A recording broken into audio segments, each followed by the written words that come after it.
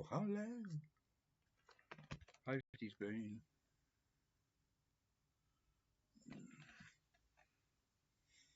These are good sturdy packages for 45s. Yeah, another one from Tasmania, or Van Diemen's Land, as I prefer to call it. People forget the Dutch were here before the Brits.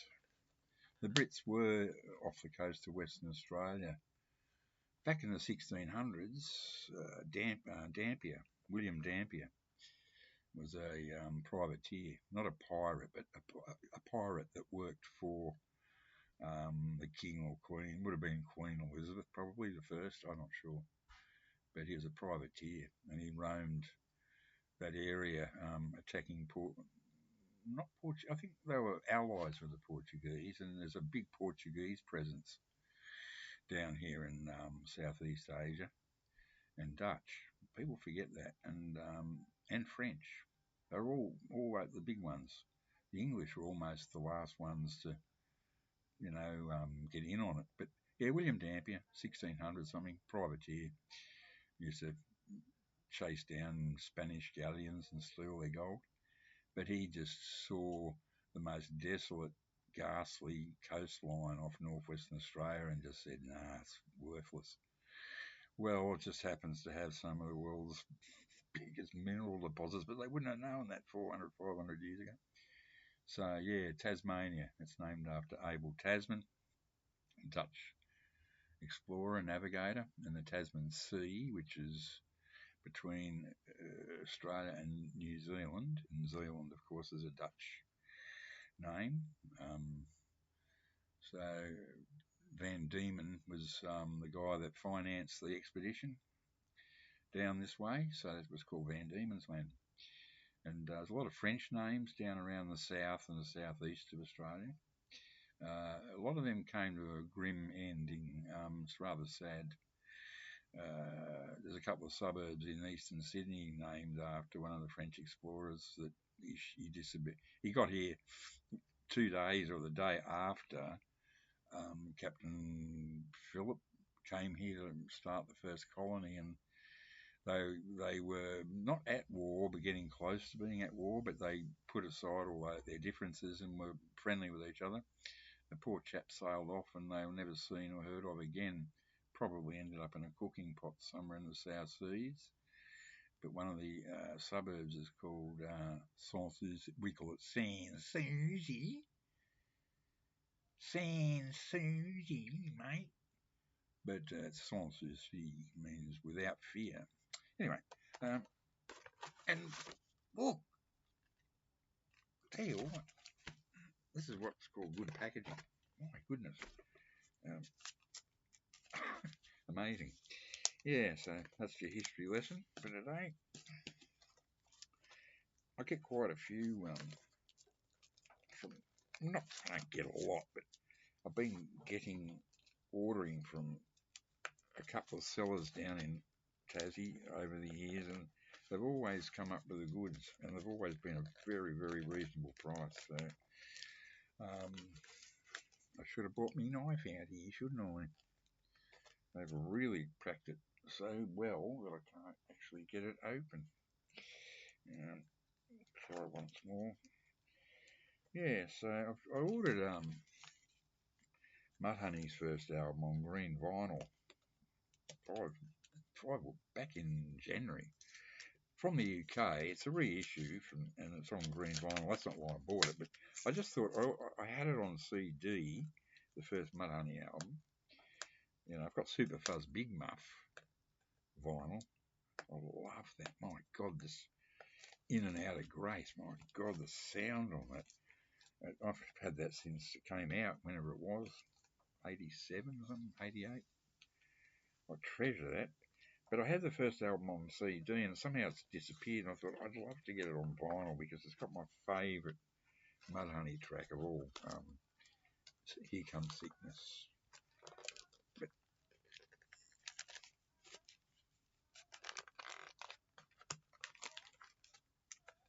And they've actually, not only have they put it in this, they've actually taped the record with sticky tape inside. Talk about anal.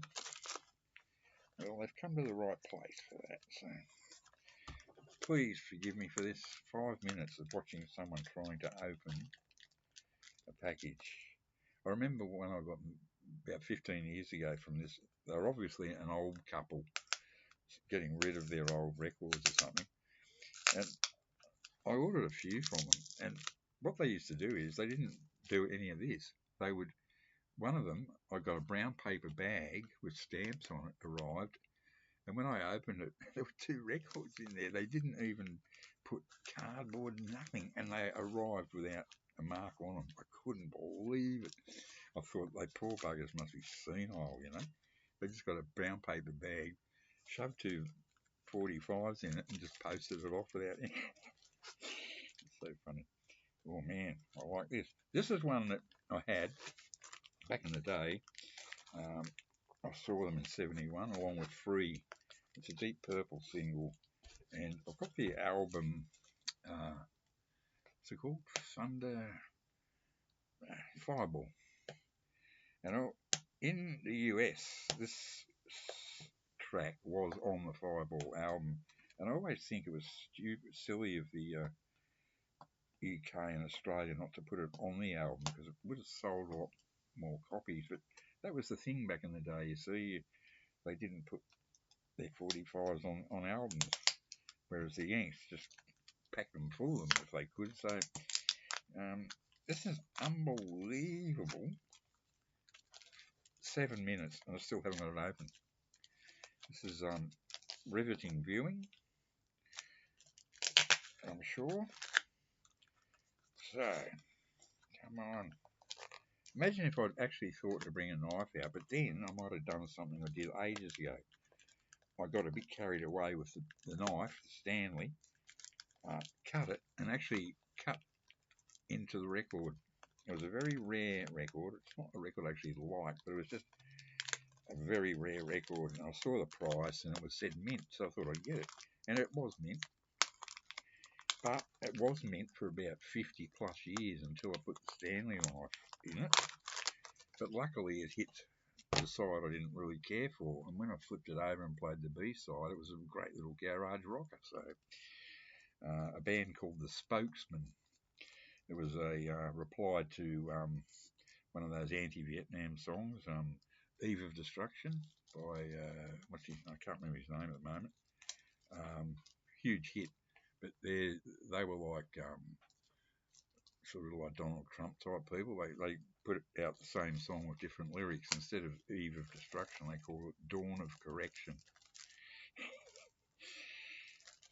Here it is, folks.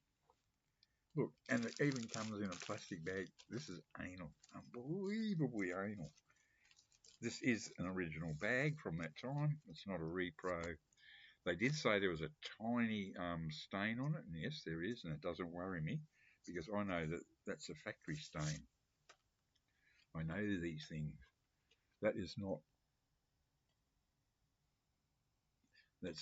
a bit of someone's diarrhea or anything, or cigarette burn. No, this is mint. Absolutely friggin' mint. There's not a single hairline scratch. There are no spindle marks at all. This has never been played. I just got to make sure it's not warped. I'm very happy. It's one of these singles that I had forever and a day, and I saw them live with Free, and it's one of the best concerts, if not the best outdoor concert I ever went to. They were both just totally great that day. Yeah, Strange Kind of Woman. It's on the American release. Great track. And from memory, I'm Alone's a damn good track too. I don't think that's on Fireball. Could be wrong. Produced by Deep Purple. I'm extremely happy with this. My goodness. Yeah. But look, I'll give these people a very high praise for an original product from 1971, or maybe even 1970, possibly 1970 actually. This is the Australian bag that records on any EMI records, and Harvest, of course, being EMI's progressive label. This is the Australian bag that came in.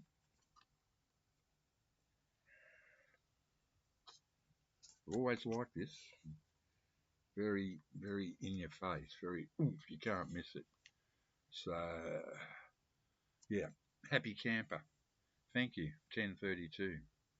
Bye now.